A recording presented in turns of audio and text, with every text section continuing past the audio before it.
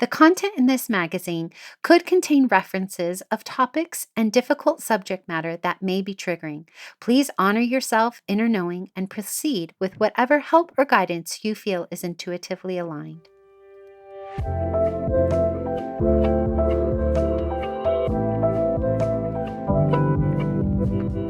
Welcome to Sovereign Magazine Podcast. I'm Nicole George, CEO and founder of Sovereign. I'm so happy you are here. We are the magazine podcast and community guiding 5 million women to their sovereign selves. From heart-led conversations to magical meditations, our inspiring guests will show you how they can help you step into your sovereign self. Are you ready to listen to your inner voice and step into your power? Then keep listening to hear all of the intuitive messages meant for you today. Hello! Today I have the privilege of reconnecting with Jennifer Meyer, one of our amazing contributors. She is a licensed professional counselor with a deep passion for helping people navigate life's challenges, from relationships to personal growth and divorce recovery. She has nearly 50 years of life experience and not only brings expertise, but a genuine sense of compassion, humor, and no judgment approach to her work. She's somebody who truly does the work herself and creates a space for her clients where they can really truly show up in their authentic selves and their vulnerable selves. Welcome back, Jen. Oh, thank you so much, Nicole. I'm so excited to be here and have another great conversation with you. I know, me too. I love this topic that we have today. So, it's the fear of criticism. How many of us have this? It is the theme for our July new moon issue. And in your article, A Therapist's Personal Path to Forgiveness, you really give us an honest look into your own healing journey and how you were able to kind of step away from perfectionism and while you were navigating all of your life's changes, which was divorce, empty nesting, and then finally slowing down enough to allow yourself to learn to forgive not only yourself, but others. And so, for anybody who hasn't read your article yet, but they will, perhaps you can share a little bit of background about this for them so that we're all on the same page. Sure.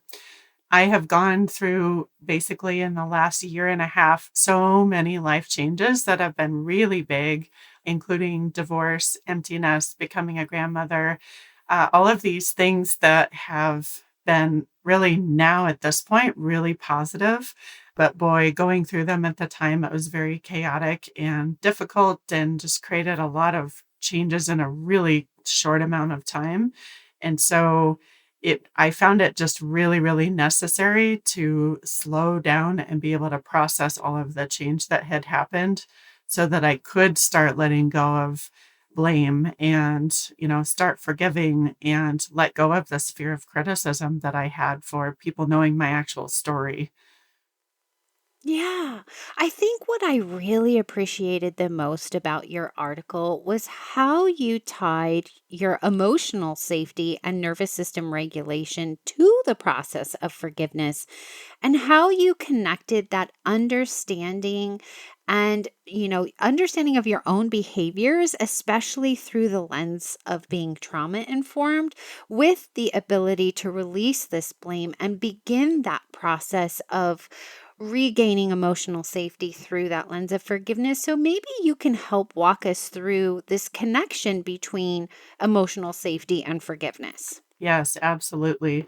So for anyone who understands what it feels like in your nervous system when you've gone through something traumatic, everything is on high alert, and nervous system is looking for the next threat, for the shoe to drop. And so when we're in that heightened state, it's really, really difficult to forgive or even to feel like it's safe to forgive because our nervous system wants to keep us safe. Bottom line, it's not about happiness, it's about safety. And so when all of these alarm bells are going off, so to speak, I'd say it's almost impossible to forgive because we don't feel safe enough to forgive. Like, am I in a safe enough spot where I can let these things go and trust that nothing bad is going to happen to me? So it's really essential to slow down, reflect, kind of get a new a mark on, am I safe right now in this moment? Can I let some of these past things go because they're no longer serving me? And how do I do that? Yeah. Mhm. So almost is it like blame is maybe a form of protection, like Yes, maybe a shield for absolutely. us? Okay. So when we begin to maybe feel this blame, how can we maybe start looking at being a little bit more vulnerable with ourselves and losing that sense of protection, or I don't want to say losing, maybe releasing that sense of protection and safety that we need? And how can we look at blame and forgiveness differently so that we can differentiate between forgiveness and maybe I reconciliation? love that. Okay. Well, so a couple of things I want to share to respond to that, Nicole. I think we can use I think we can use blame as a protection for our ego and also protection from an idea of, if I put the blame on this other person, I can also protect myself physically, emotionally from all of these things. So I think recognizing, actually, if I recognize my own part in this, which I did in my article, I think I mentioned I have my own responsibility in choosing people that have been in my life that have not been good for me. And so recognizing that actually empowers me to say, I see my part in this and I no longer want to participate in that pattern.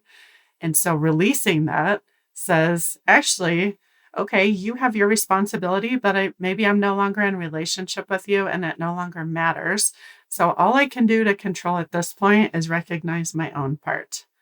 So this is where I start looking at, where have I blamed myself? What is my responsibility? And I can look at that and not shame myself, see it for what it is, understand it through a compassionate, self viewing lens, and say, okay, I understand. I learned my lesson. I release this. I forgive myself. And I'm also going to make different choices moving forward.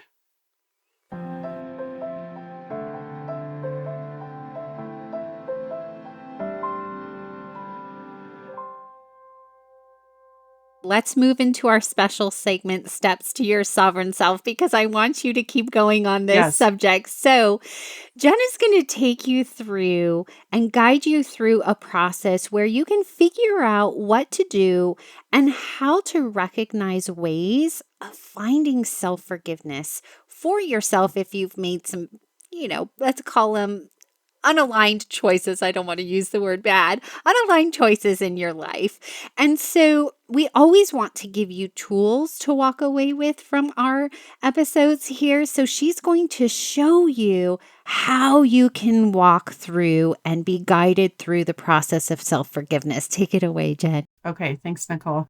Number one thing, most important part of this is to be in a grounded space where there's nothing threatening. Nervous system is in a calm, relaxed state. So, grounding tools, anything, I like to use a five senses visualization where we really put ourselves into a calming situation, even if it's something that it's make believe, but we're going through top to bottom, head to toe.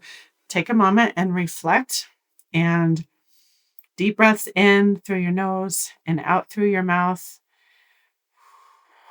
and put yourself in a place that feels very calming. And this could be a place that you've visited on vacation that was lovely, but it could also be a place that you just make up in your mind that's very calming. And we're going to start with our eyes. And I just want you to look around you and, with as much detail as you possibly can, explain the colors that you see. So, for example, when I do this, I look around and I see that I'm sitting next to a river and I'm sitting on a front porch in a rocking chair, and I see colors of blue in the sky, and I see dark green evergreens and moving water. And that's just an example. Make sure that you make this your own, and just look and gather as much information as you can with your eyes.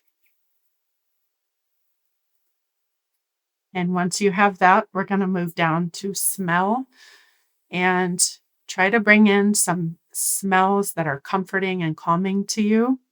So it could be the smell of baking bread. It could be your cup of tea that is comforting and calming. It could be anything, and it doesn't have to make sense. And then let's also do the same with taste.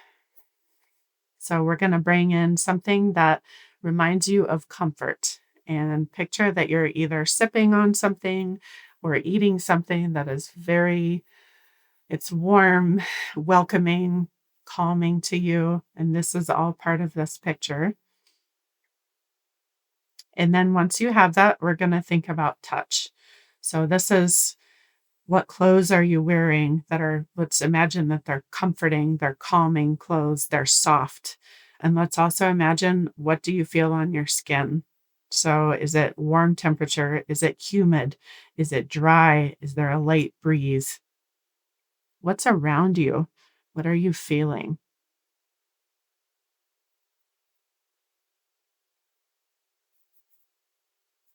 Okay. And then finally, I want you to focus on what you're hearing. So imagine in this beautiful, calming place, what do you hear? Is it the sound of water running through? Is it birds? It could be the sound of ocean waves. It could be anything that adds to this picture. And just take a moment before you come back to really take in all of these details with all 5 of your senses.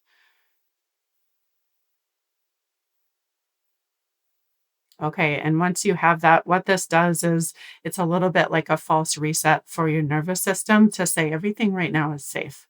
So once we have that, that sets us into a grounded state to be able to look at ourselves and look at other people with a more objective, kind of warm, forgiving lens. And part of this is just to look look at, okay, what do I feel uncomfortable with in terms of my own past? So if we look at self-forgiveness, we're looking at, what are the things I've had a really hard time forgiving myself for?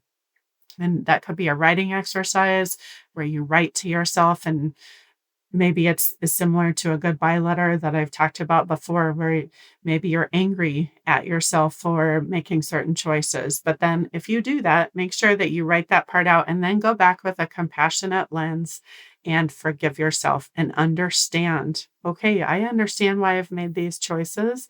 And it doesn't mean that I'm a bad person. It's a product of the things that I've gone through, the way I was conditioned. And I'm choosing to release those and forgive myself like a friend would. Mm, wow. When you were talking about grounding ourselves and using the 5 senses, I'm really glad that you said it doesn't have to make sense, because none of mine No. made sense. As you know, I do all of this with the guests. I actually do the Okay. things that they're asking us all to do. And none of it made sense. I was at the beach at one point. I was tasting chocolate. You said bread, and I was like, "Ooh, that smells really good."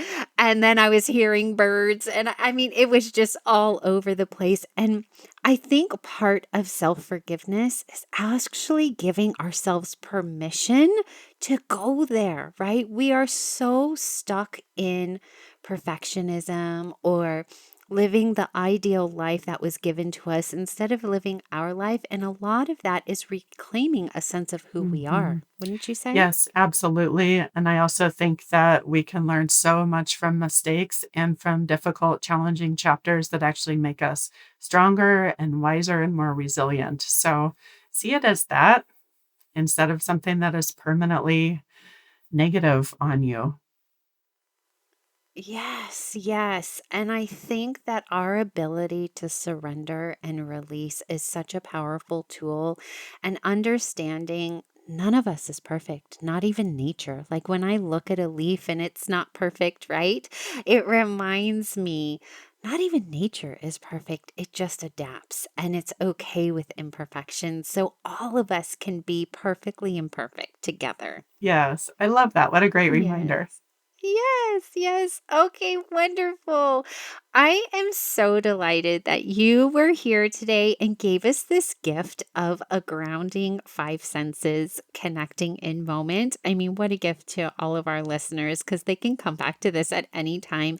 And if you want to connect with Jen, she's in our community.sovereign-magazine.com. All of her details are in our show notes, so you can connect with her on all her platforms as well.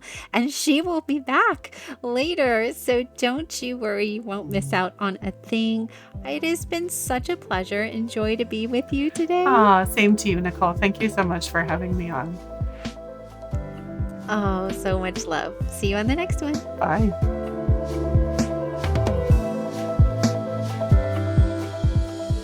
Thanks for listening. I'll be back tomorrow with another soul-led entrepreneur here to help you step into your sovereign self.